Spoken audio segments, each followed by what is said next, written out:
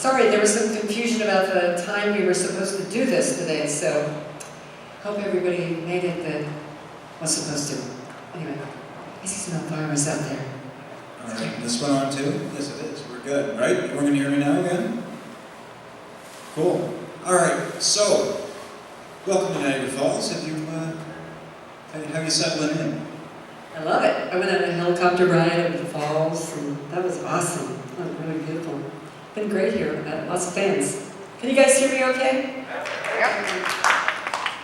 All right, so just so you guys know, by the way, Cassandra's going to be on the cover of, I think, not next month, but the month after. We have an exclusive interview with her in February, so pick up that issue, but I'm sure we're going to cover some of that ground right here.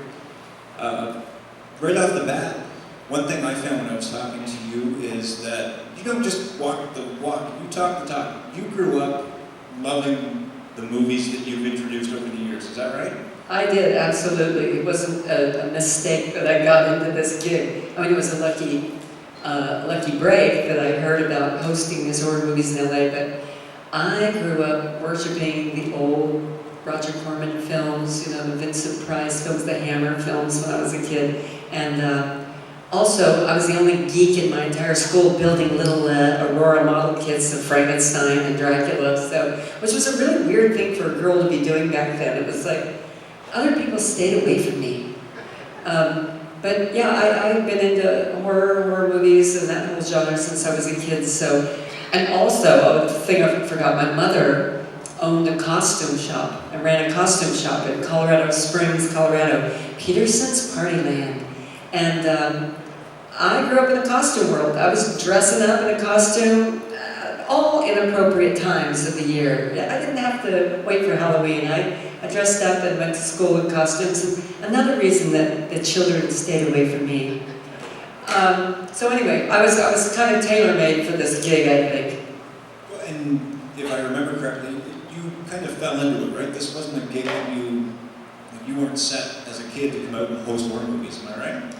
Yeah, no, I was working in Los Angeles in the Groundlings Theater, which is an comedy improv group that a lot of people have come out of, notably Pee Wee Herman and Phil Hartman, Canadian, ex-Canadian now.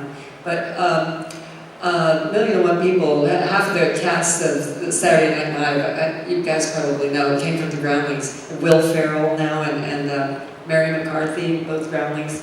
And anyway, I was in the Groundlings and I heard about a gig. I was always looking for acting work, of course, and I was always going on auditions. And a friend of mine told me about a gig hosting horror movies, and I thought, well, that's right up my alley. Unfortunately, I was on my honeymoon at the time, and I didn't want to come home for my honeymoon, so I told them I would have to pass. And came back from my honeymoon a couple weeks later, and they still hadn't found anybody, and I went in, auditioned, they came to see me at the Groundlings, and strangely, he liked a character I was doing at the Groundlings. It was kind of a dorky Valley Girl actress. It was really like egotistical actress. I don't know what the hell she was. But he really liked that character. He said, I want you to do that character, but I want you to come up with a spooky look. So I was like, okay, those don't go together at all. But as long as you pay me $300 a week, I will do that. So I did, and it really kind of worked out. But the original look that you showed up in costume when you went for the audition isn't who we see now, is it? No, well, originally I went on the audition looking just like myself. And I walked into a room full of women with fangs and long black hair and, you know, black leotards and flowing dresses. And it was like, you know, like somebody invited you to a costume party but forgot to tell you to wear a costume. It was that feeling. It was like, oh my God, I really blew it. Nobody said anything about a costume. But then I got the gig, and once I got it, I was supposed to come up with a look. And my initial look, my best friend was an artist, so he drew the picture, and he and I were both huge fans of Sharon Tate in the Fearless Vampire Killers. So we went totally for this look that looked like her. It was a long, flowy, see-through kind of pink gown that was all tattered, and real white face, long red hair, and kind of black circles under my eyes, kind of dead girl kind of look. And the station managers looked at that and were like, no, you have to wear all black. You gotta be all in black, black hair. And I was like, really? That's so typical. And anyway, we went back to the drawing board, and that's what my friend Robert came up with, is this look. And he did the typical vampirist kind of look, but I like that he did his favorite singer of all time, Ronnie Spector's hairdo. And that really changed it up, that he calls it a knowledge bump. I don't know where he got that, but that's what he said it's called.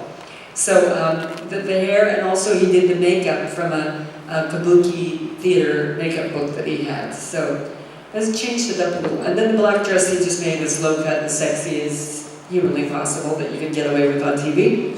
And it worked. And no reservations on your end from showing off your assets throughout the show? No reservations on my end. I am a former showgirl in Las Vegas, so everybody was saying things to me like, oh my God, what does your mother say about you being on TV in that outfit? And I go, she is just glad I'm finally wearing clothes. So, yeah, as far as they were concerned, I was covered up. It was great. So what was it like when you first started hosting these movies? Were you nervous? Were you excited? Was it just another gig that you figured this isn't going to last? It was just another gig that I figured wasn't going to last. I'd been through a lot of parts on TV. I'd been playing a deaf mute on Fantasy Island. I think they made me a deaf mute because they didn't think my acting was all that great. The part actually started out with words, and then next thing you know, we're going to change your character to a deaf mute. I'm like, oh, that's sad. I've been on that. I've been in Cheech and Chong's next movie with one line, and it was funny that if anybody saw that Cheech and Chong's next movie that I'm in for about 2 seconds, I play, we were kind of like Charlie's Angels, and there were 2 other girls. One was another groundling, kind of unknown now, Catherine, I can't think of her name, but the other one was Rita Wilson, who later married Tom Hanks. So she's still pretty good. But we were the Charlie's Angels. So anyway, one of my big parts. And let's see, what did I play also? Oh gosh, I was a stripper, of course, on Happy Days. I'm sure the only time they ever had a stripper on there, and I played it, of course. But anyway, so I totally lost my train of thought. I have no idea what I was talking about. What? Good point. Any reservation? Like you said, this was just a gig you figured you'd have for a couple weeks and you'd be done? Yeah, no, I absolutely thought, if this thing keeps going, and the movies were so bad, I mean, I liked them, but I didn't think anybody else would, and the budget was so low, and it was so rushed, and it was so cheesy, and I was like, oh, this will be a miracle if this thing lasts a week. It really will. It's so crazy, And then it went on another week, and I'm like, what the hell? And then I started getting phone calls in the middle of the night. I'm listed in the phone book, Cassandra Peterson, at my address, at my house. I start getting calls all night long and all day long. And like creepy calls, or just? All kinds of calls. Like, will you come to my hair salon? Will you come to my opening of my supermarket? And creepy calls, too. Yes, a lot of breathing. That's where we came up with the character, the breather, because I was getting those kind of calls. And, yeah, I really did not think it would last. I was so shocked. I kept my day job. I was still a temporary secretary during the day. And one day when I went into work at some insurance office, there was this bunch of construction workers outside. And they somehow put 2 and 2 together and recognized me. Somehow, I don't know how, as Elvira. And they all started screaming and giggling like little girls. It was the weirdest thing. And I'm like, oh my God. It's like I'm famous or something. It was really weird. And then I thought, this thing is going to actually keep going, and it did. One of the funny things, that the show obviously didn't have that much faith in the show either, because they were renting the couch and, from a prop house every week. And then, like, 6 or 7 years later, somebody realized that they hadn't stopped renting the couch. They could have bought the couch for like $200 or $300, but they were paying $150 a week to rent it. So I bought the couch from them for $300, and I say it's the world's most expensive couch. I think they added up to about $27,000 in rent for the couch. You still have that couch? I still have it, and I'm sure that prop guy doesn't have a job. So, over the years, you have hosted dozens and dozens of films, and you just did, this past Halloween, you did, I think it was 13 for Hulu, is that right? I did 13 movies, 13 Nights of Elvira for Hulu, and I'm very happy to say we get all the movies from Charles Band, who's here, signing autographs. Perfect movies. I mean, they're like, oh my God, we have Puppet Master and oh God, what was some of the movies? I'm blanking. I told him, I said, I'll be lucky if I can remember my name. My brains are slightly fried from writing names all day. But Puppet Master and, oh yeah, Gingerbread Man. Oh, Gingerbread Man. Oh my God, I love Gingerbread Man because I got to put Gary Busey down. Anyway, and Evil Bong 2 with Tommy Chong, who I love. Okay, so right up Elvira's alley, if you know what I'm saying. Those movies were perfect, and we hosted them. They're still on Hulu. If you have Hulu Plus, I think, or something, you can see them. 13 Nights of Elvira, but they're really fun. I got to be a little more risque in those because there were no commercials. Well, in the original ones, well, even in the most recent ones, all your intros, all of that stuff, you wrote all of that material yourself, right? I write all my material myself with a writing partner. I always have a partner. I had, for many years, 21 years, I had John Paragon, who you guys may know as Jumpy the Genie from Pee-wee's Playhouse, the head in the box. And he's more than just a head in the box. He is my co-writer. And so John wrote almost every single project with me, and then including Mistress of the Dark and Haunted Hills. And then I have a new writer as of a few years ago, Ted Biaselli, who also is an executive at Netflix. It's very bizarre. In his spare time, he writes material for me. And but basically, those two people over the entire span of my career have been co-writing with me. A few other people here and there on the way. So where does Elvira's sense of humor come from? Is that a lot of you? Is there a lot of you in her, or a lot of her in you? I think, well, I sort of figured out like a few years ago that Elvira is me when I was a teenager. I was a really know-it-all, smart-ass, couldn't tell me what to do, didn't, really, very kind of tough. I really was. I was very, probably impossible to be around. But I was a really cocky little 14, 15, 16-year-old. And I really sort of decided, that Elvira is that personality. Like, but she's never grown up, She's a lot older and she still acts like a smart-ass 14-year-old.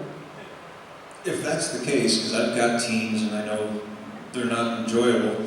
Be afraid, be very afraid. Yeah, exactly. Yes, I have one too. And if she is, you as a teenager, why is the character so popular? What has made Elvira that person that we all know and love?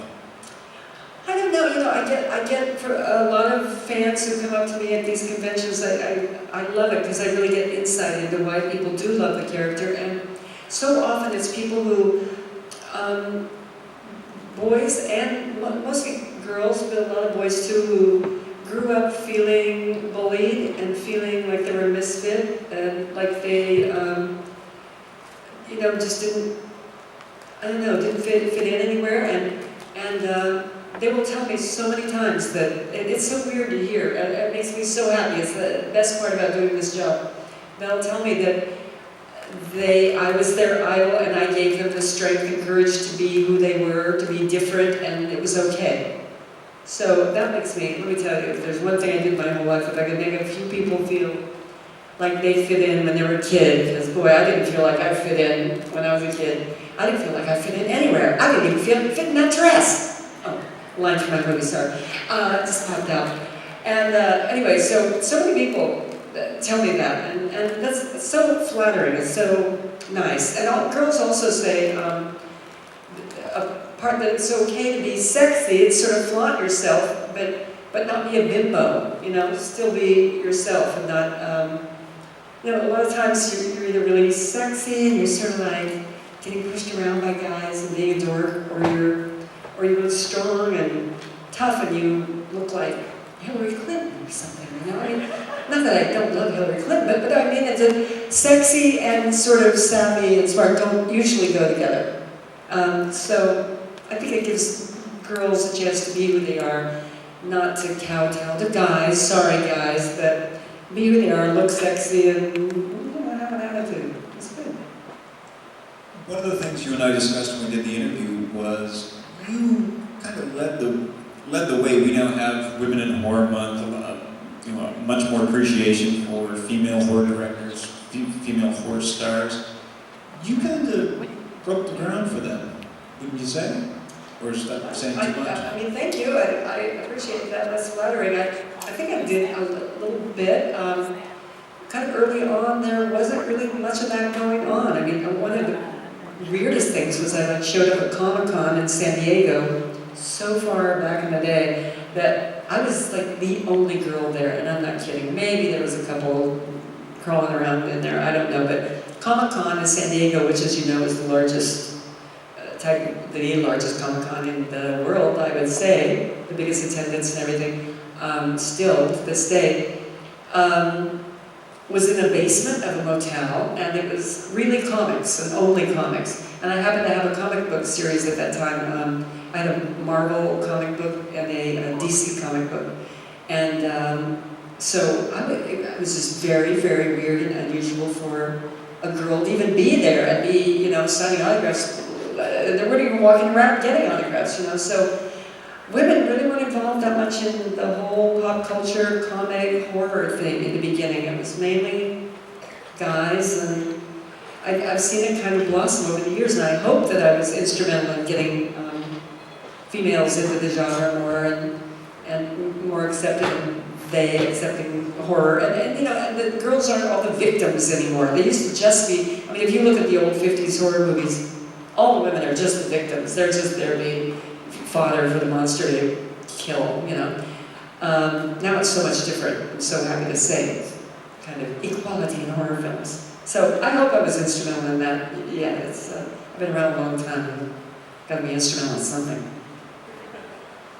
So, as someone who has seen so many, both good and bad horror films, what is it about horror, do you think, that makes it stick with us? Why do we like being scared, or why do we like watching the cheesy ones that, you can still see the zipper at the back of the suit, but it's still enjoyable?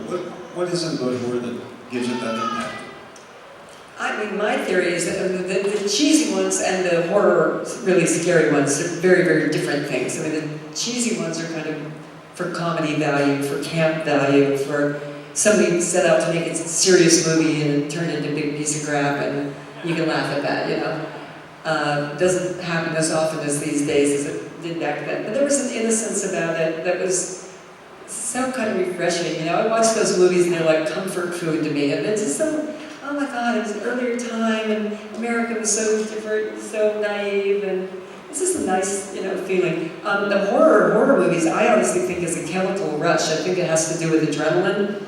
And I think it's like a roller coaster ride, the same reason roller coasters are popular. It's, you get this giant, scary rush of adrenaline, and you're not doing your flight or, what is it, flight or fight, because you're sitting in a chair. So you're having to sit there and have this giant adrenaline rush, then it lets you down, it calms you down, you have a little rest, and then it takes you up again. So I think I honestly think horror movies, I think everybody who likes them is an addict. That's what I'm trying to say. No, no, it is like a chemical rush in your brain, I think. And I think people love that. And it's fun to also know that you're safe, you're being scared, but you're hopefully sitting somewhere where you're safe and where that's not going to happen to you when you walk out the door. Yeah, agreed. Now, I know who your favorite horror star is because you shared that with me, and I'll let you tell the audience. But what about your favorite horror film from the old golden days? Back in the day. I'm going to stick with House on Haunted Hills, really, because it has such great memories for me, because that is the movie that got me into horror films. When I was like in second grade, I think, second or third grade, my cousin took me to the cheap theater downtown for like my first horror movie, and he really probably shouldn't have done it. You know, he was like a teenager, and I don't think my parents appreciated when I started waking up screaming in the middle of the night for the next month or two. But I was at the same time repelled that movie and thought about it, dreamed about it, obsessed about it, and Vincent Price became my favorite actor. I had to see everything he was in, and back in those days, all those Poe movies were coming out, you know, and like Vincent said to me, yeah, they were Poe, they were very Poe. But you know, all the great Roger Corman movies that were loosely based on Edgar Allan Poe, films like The Raven and The Tomb of Ligeia, Pit and the Pendulum. If any of you guys have seen Haunted Hills, my movie, I based that whole movie on those Roger Corman films, and I think people who are aware of those films get Haunted Hills more than people who haven't seen that genre. But that was kind of my tribute to those films, because this got me started in the whole horror thing, and that was like 1959 or something. Scary, maybe 60, I don't know. Thanks. That long ago. Damn, I'm old. Now, you brought up the fact that, of course, Vincent Price is your favorite actor of all time. There's some clips you guys can find. And Brad Pitt. Pardon me? And Brad Pitt. For a whole different reason. Well, you said there's clips of you with Vincent on YouTube that you guys can find, but talk about some of the times you met Vincent when he was still with us. Yeah, Vincent and I just got to meet his daughter, just like at the last con that I was at in Dallas, I think. I met his daughter, who looked so much like him in a good way. She's a very attractive. That's such a Vincent Price vibe going on. I don't know how you get those two together, but anyway, it's pretty thrilling for me to meet his daughter. But every time, for a period of time, every time Vincent Price got an award in Hollywood, or for the Count Dracula Society, or the Saturn Awards, or you name it, I was the person who was always called in to give him his award. And so we got to know each other really well. We appeared on the Tom Snyder talk show with, it was me, Vincent Price, and Stephen King, which was totally awesome.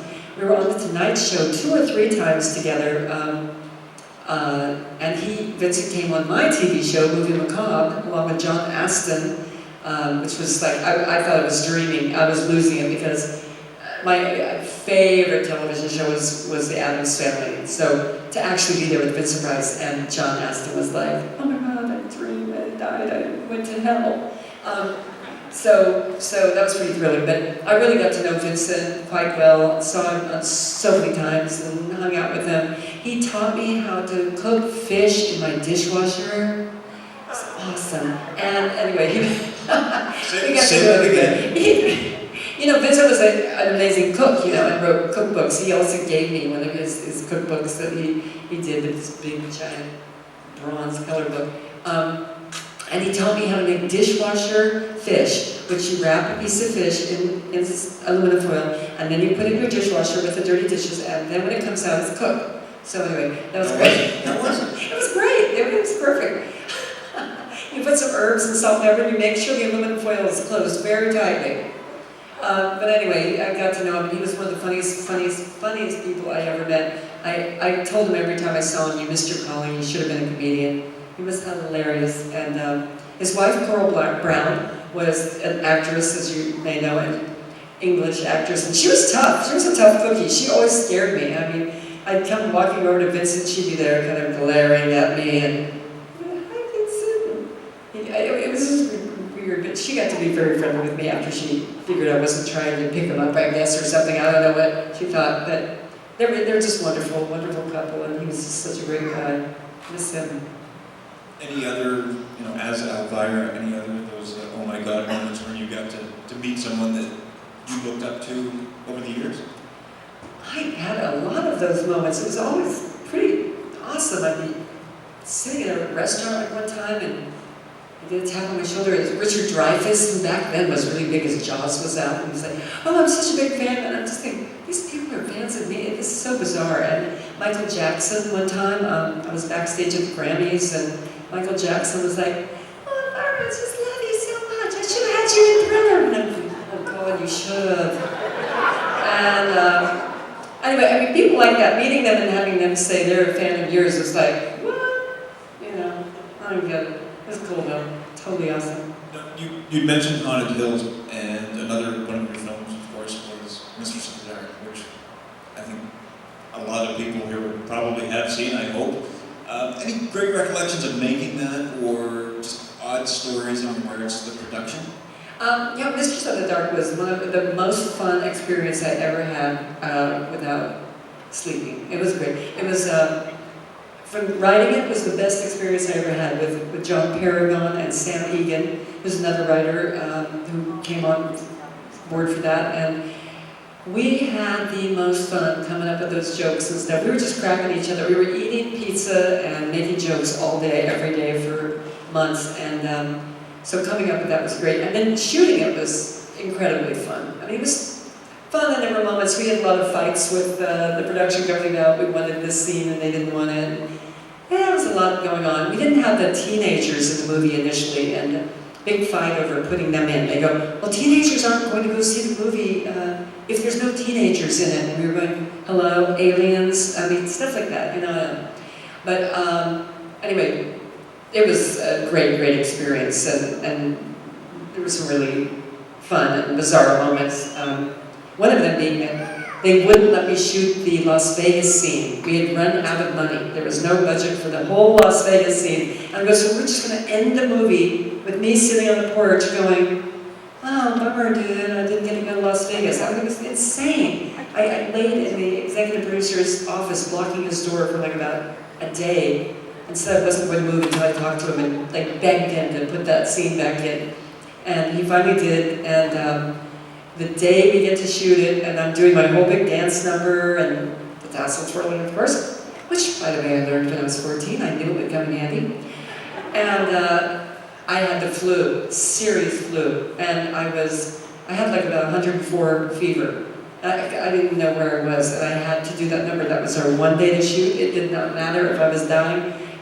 So when you see that whole Vegas scene, just remember, I was like insanely sick. It was so weird that I got through it. I'm so happy it came out even semi-decent, because I was like almost a coma that day. Anyway, so we got it shot though, it got in the movie, and it came out okay. I was like, oh, phew. And it was fairly well received.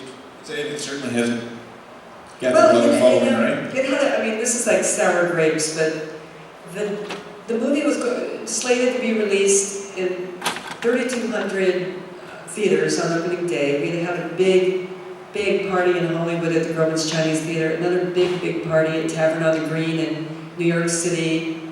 Everything was just amazing. All these celebrities were coming to the party. It was so awesome. Everything was fantastic. Big, big opening. 3,200 theaters, and the day the movie was slated to come out, the distribution company went bankrupt in the world. I went from releasing in 3,200 theaters to 320 theaters. And even if you were Star Wars, you could not be a hit if you were in 320 theaters. Your opening box office, even though all those theaters sold out, was like that. And as far as everyone concerned, it was goodbye movie.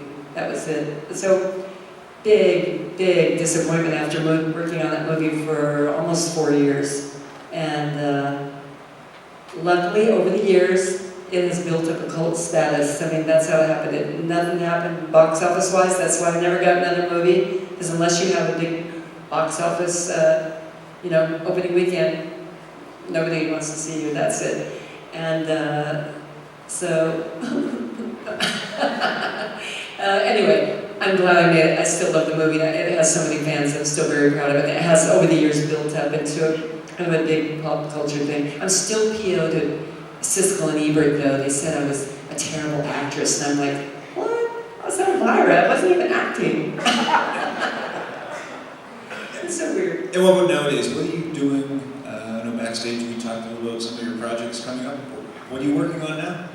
I am working on a long-term project. One, the world's longest-term project, my autobiography. I think you've all heard all of it now by this time. You won't need to buy the book. Working on that forever, and then working on an animated project. And I'm putting the characters together, having sketches made, everything, have an agent, all that, and then taking it out to sell to hopefully a cable station. And That's been a project I've been wanting to do for years and years and years. And very excited about being animated. So much easier than actually having to be there, right? Would you go back? Would you like to go back and do a regular introduction of movies, or I know what you had mentioned to me before that you had hoped to do a television series, which is kind of what led to the movie, the first movie. Is that right?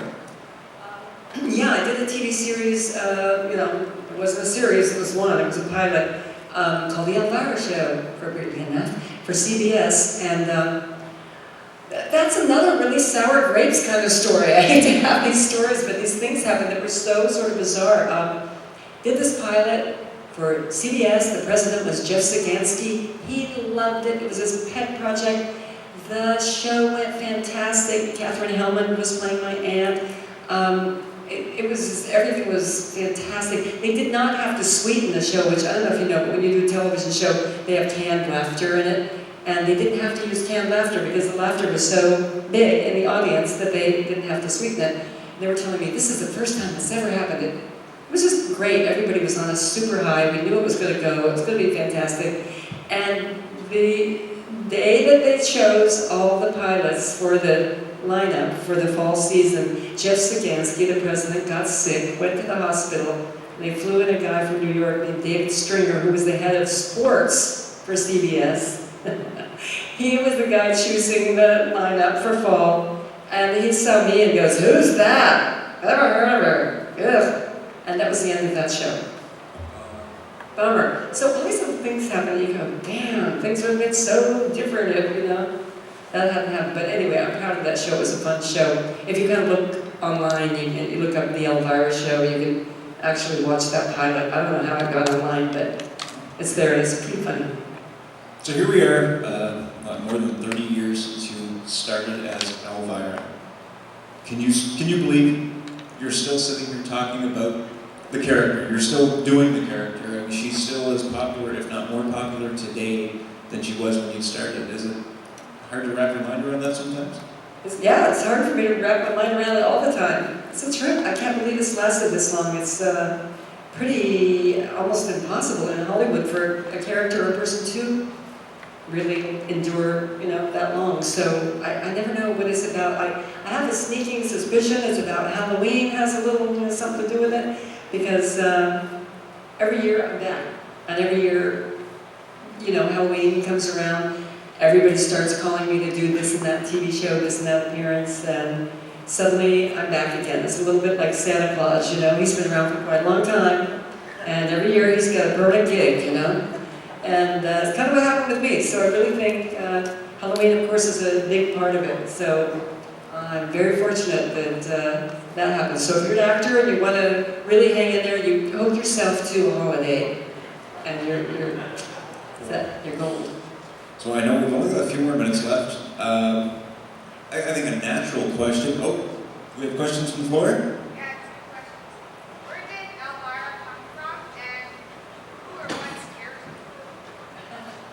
Well, where did it come from? I sort of talked about that. You mean? Well, the name Elvira. Oh, the name Elvira. That was literally pulled out of a Folgers coffee can. I was getting ready to shoot my first show. They were going to call me Vampira, and quickly found out that they could not use that name. And all of a sudden, they were scrambling for a name right before we shot the show. And everybody in that room wrote down on pieces of paper a name that they thought would work. I wrote Cassandra. Awesome, smart, really thinking. And we put them in a can, and I picked it, and I go, Elvira? Oh my God, that sounds like a country western star to me. I don't know, that's the name we went with. So, and what scares me? Not much, really. Not much scares me. I'm pretty unscarable by this time. Damn, what does scare me? Doing interviews sometimes, like that one I did with you. Okay. Okay, one more question, guys, and then unfortunately we've got to wrap it up. I have a question. He asked me what Elvira was just in the dark just now. I was going to ask that question on that scene, but I Googled your name a few months ago, and I found out you did cover albums in the 70s, especially one with Elvis Costello. I was wondering if you have stories about that. Oh, are you thinking about the Tom Waits one? Not Oh, Elvis Costello. maybe not. Maybe Yeah. that's the name. Yeah, Tom Waits, I did, well, I did, back in the, oh my God, back in the 70s, I was modeling for Playboy models, and I did lots and lots of videos for all the, video was just out, like MTV, and I swear, if you see some of the old videos, I am in so many, you won't believe it, I did it for 1,000,001 people, and a lot of book covers, a lot of horror posters, old posters, I've had so many, I'm always a dead corpse, and I guess dead and corpse kind of, okay, and I show up in all that stuff. It's funny how many pictures floating around of me there are out there. What was the other thing you were saying? What was the? Oh yeah, that Tom Waits. I don't know if that's me on the Tom Waits cover. It's really weird. Yeah, I have no idea if that's me. Probably is because I did that kind of work. But wouldn't you remember if you shot a cover with Tom Waits? I don't know. But it was the 70s. I know. I always say I don't remember anything I did in the 70s. I went straight from the 60s to the 80s. Skipped the 70s entirely. Okay, one more question, guys. Lady in the blue right here. Yeah, you're in the blue. Oh yeah, I've seen them many times. I love the way they rip me off. I mean, the way they portray me. No, I love them. I think they do a great job. I think it's very different and funny that they have all three of them. And that's actually kind of how John and I would write our stuff, sitting in a little tiny theater watching the films on an actual film projector and making jokes about everything that came up. So I thought it was really cool and awesome, and I just wished I had been one of those guys sitting in the audience. Yeah, that was cool. Okay, guys, I'm sorry. I know there's another Q&A coming in right after us. I'm not sure who it is. So I was already waved to from the sidelines, so we're going to have to wrap this up. But if we can have a round of applause for Elvira.